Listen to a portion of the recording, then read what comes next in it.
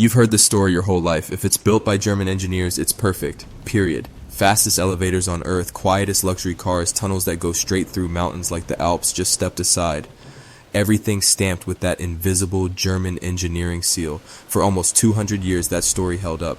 It survived 2 world wars, the country being split in half, reunification, everything.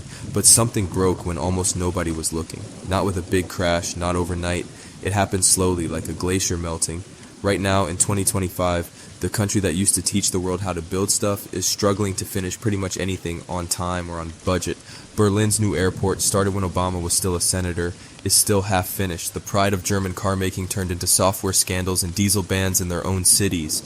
Wind turbines sit still for months waiting for gearboxes no German factory can deliver fast enough. And the world's most advanced cruise ships, they're built in Finland and France now because German shipyards can't promise a delivery date anymore. This isn't a sudden disaster, it's a miracle that quietly stopped being a miracle. And the shocking part isn't that Germany's engineering empire is falling apart. The shocking part is why and how deep the reasons go, right back to their greatest wins, where it started to crack. To understand what's happening now, we gotta go back to the moment German engineering stopped just being impressive and turned into something closer to a religion. And that moment wasn't the 1950s economic miracle, it was in the dark. In 1944-45, inside forced labor tunnels, when Werner von Braun's team proved they could do the impossible while the world burned. The V-2 was the first thing humans ever sent into space. Both superpowers spent the next 10 years trying to copy it, and the young West Germany learned the lesson. Complexity is our superpower. The harder, the more insane the project, the more likely a German team would pull it off. That idea became the country's DNA. The apprenticeship system became sacred. Companies like Siemens and Bosch didn't just make workers, they made masters. The hidden champion Mittelstand companies nobody outside the industry has heard of became world beaters at making the one part nobody else could make right, and the world paid whatever they asked, because there's always room at the top for the guy who never screws up. Then, almost without anyone noticing, the world stopped getting more complex the way Germany expected it to. The smartphone game rewarded whoever could ship 1 billion aluminum phone bodies at good enough quality for dirt cheap, not the guy machining transmission cases to 2 microns. The electric car race started with Chinese companies saying 85% of the range and 70% of the battery life is fine if the car costs half as much. Complexity only works as long as customers are willing to pay extra for it. One by one, they stopped. But that alone doesn't explain the depth of the crisis. Every country gets hit by economic shifts. What makes Germany special is that they built every institution, schools, companies, the whole social contract around a model that was quietly losing its reason to exist. In 1990, 1 out of every 2 German kids went into the dual education system. In 2024, it's less than 1 in 4. The smartest ones don't dream of becoming master machinists anymore. They dream of uploading an app or running a YouTube channel. The few who still go in often find out the skills they're learning, like monks are for machines that don't exist anymore, or parts now made cheaper in Czechia or China. That's the first big crack. A country that perfected creating masters right when the world decided it only needed helpers. Berlin Airport and the fear of risk. There's a place on the edge of Berlin where the myth of German engineering went to die in slow motion. It's called BER, the new airport. Announced in 1991 as the symbol of the reunited capital, supposed to open in 2011. In 2025, the main terminal still isn't fully working.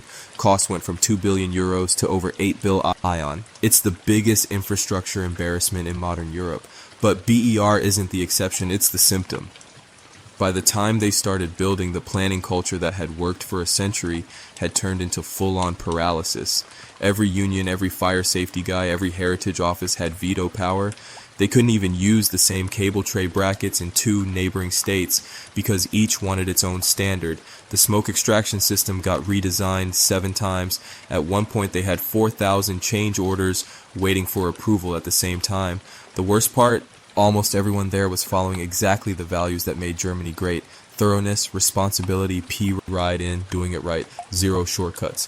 Those same values taken to the absolute extreme in a country terrified of mistakes and haunted by its own history created gridlock that no amount of skill could fix. A site manager who spent 12 years there told me off camera, we knew by 2012 we'd never open on time, but nobody was allowed to say it out loud. Admitting a screw up that big would end careers, companies, maybe governments, so we just kept going. Kept perfecting a building everyone already knew was dead. That's the second crack, a culture so scared of being wrong it would rather drag out failure for decades than admit it for one day. While Germany was learning to fear speed, the rest of the world was learning to worship it. The rest of the world sprinting. In California, a company started by a South African dude was building rockets the way Germans used to build dishwashers. Try fast, break stuff, ship anyway, fix it next version. When the first Falcon 9 booster tipped over and exploded on the barge in 2016, it was live streamed to millions. 3 years later, the same rocket landed like a commercial flight. German engineers watched those tests the way medieval monks watch reports of alchemy, with fascination and moral disgust. The head of the German Space Agency told Parliament in 2017 that reusable rockets were technological populism. 8 years later, Europe St. Ill has 0 reusable orbital rockets, while SpaceX launches more tonnage in a month than the whole Ariane program did in its first 20 years. Same story in batteries, software, AI. Every field where the winner is the one who ships imperfect crap and fixes it in public, Germany is either missing or showing up years late with something flawless nobody wants anymore. And the deepest wound is demographic. In the miracle years, they solved labor shortages by bringing in hundreds of thousands of young guys from Turkey, Italy, Portugal. Everyone thought they'd stay a few years and leave. Most never left. Their kids grew up speaking perfect Swabian or Ruhr dialect and flooded the apprenticeship system. For one shining moment, it looked like Germany had cracked immigration right. Then the mood changed. By the 2000s, politicians started talking about integration problems. Companies under cost pressure started hiring fewer apprentices and more temp workers from Poland who could be let go the moment orders slowed. A whole generation that was told, learn a trade and you'll be set for life, found out the promise was gone. In parts of Western Germany, apprenticeship completion rates for kids with Turkish names are half those of kids with German names, not because of talent, but because the small family firms quietly pick the ones who fit the team. Result, a country that needs skilled workers worse than any time since 1945. Sitting on a mountain of young talent, it spent 20 years teaching, the system doesn't want you. Solar, cars, in the end, summer of 2017, the last German solar panel factory that could compete on price shut down forever. Germany had spent over 100 billion euros of taxpayer money making solar the future. Then China showed up with factories the size of cities and panels at a quarter the price. One by one, the proud names died. Same thing happening in batteries, wind turbine gearboxes, high-speed rail parts. Every time, German firms show up with the most sophisticated product and find out the race isn't being run on sophistication anymore. The car industry was supposed to be the unbreakable fortress. In 2015, German brands still sold over half the premium cars on Earth. By 2024, that's under 30% and falling. The earthquake didn't start in Stuttgart. It started in Shenzhen when a company nobody in Wolfsburg had heard of launched an EV for the price of a loaded Golf with twice the range and 15-minute charging. The German answer? Wait. Wait for clearer laws, better batteries, protective tariffs for customers to come to their senses. While they waited, BYD alone sold more pure electric cars in 2024 than the entire VW group sold of everything combined. And the final heartbreak, Germany hasn't lost the ability to build great things. It's lost the ability to build great things. The rest of the world can still afford.